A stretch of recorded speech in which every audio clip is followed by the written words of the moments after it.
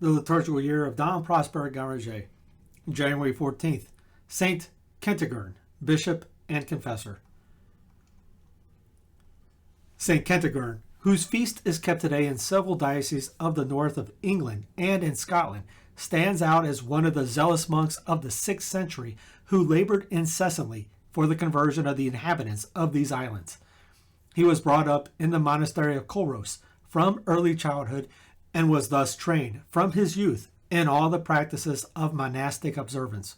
However, when he reached man's estate, feeling called to a more rigorous manner of life, he left Culross and took up his abode in a solitude in the neighborhood of Glasgow, where he led a most mortified life, eating but 1 in 3 or 4 days, spending the night in prayer,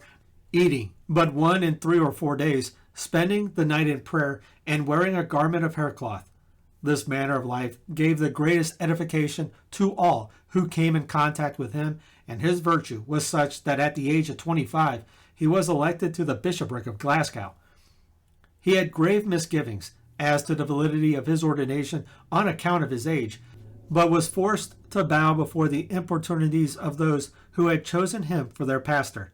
He ruled his vast diocese, which was bordered by the North Sea on the east and the Atlantic Ocean on the west, with wisdom and prudence, though his manner of living remained unchanged, and moreover, each Lent it was his custom to retire into solitude, giving himself entirely to prayer and living upon roots and herbs.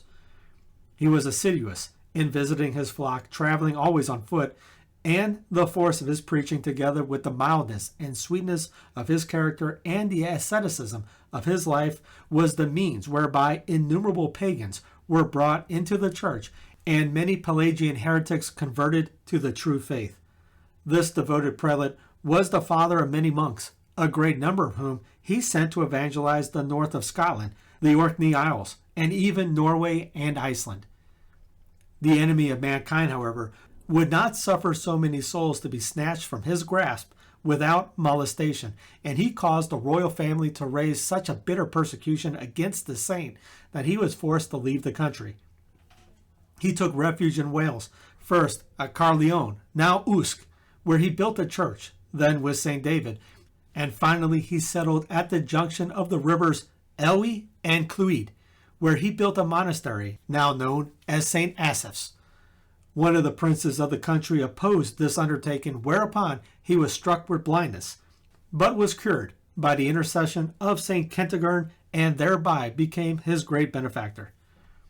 The great crime committed against Saint Kentigern in Scotland was not permitted to remain unpunished.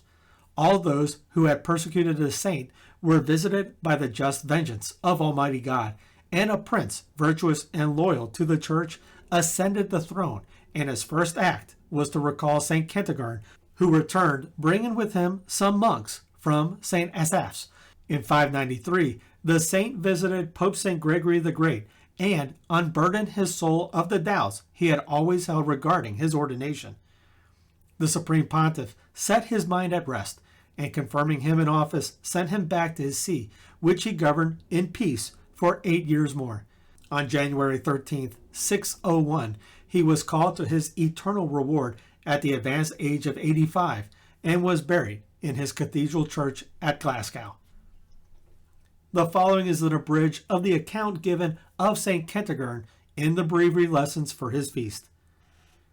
Kentigern, whom the Scots, on account of his innocence and sweetness of disposition, called Mungo, that is, well beloved, was of the royal family of the Picts of northern Britain. While still a boy, he was sent to the monastery of Culross, where, under Saint Servanus, he made great progress both in secular and in religious learning.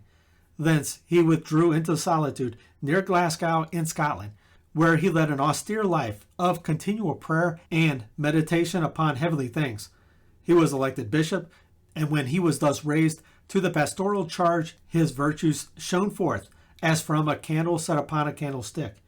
God confirmed his preaching by many and great miracles, so much so that the holy bishop, mighty in word and deed, kept his flock safe from the Pelagian heresy, and added a countless multitudes of pagans to Christ's church.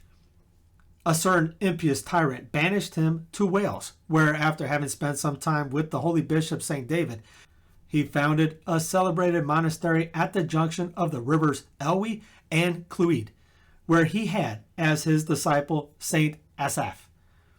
At length, in the 7th century, full of days, he slept in the Lord. His body was buried in the Cathedral Church of Glasgow, where it was held in great veneration until the time when the fury of the Calvinists almost extinguished the Catholic faith in Scotland.